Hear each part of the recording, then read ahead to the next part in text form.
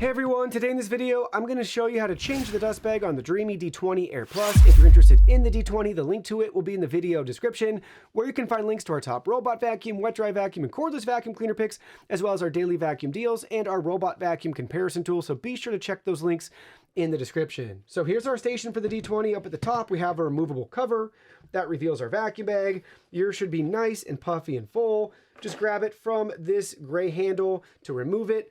And if it doesn't already seal and come up, make sure you have this little gate pulled up all the way so it's blocking the contents from coming out of the vacuum bag. You don't want to spill all that dirt and dust all around your house as you move this to the trash can. Dispose of your old one.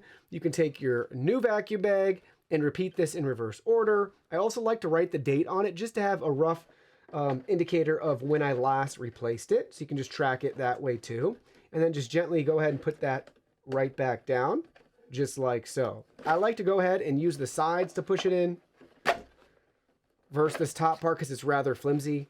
So you just go ahead, put it right in, then push that top part in, and then you can go ahead and take your cover, put that right back on, and you're all set and ready to go with a fresh, new, clean vacuum bag.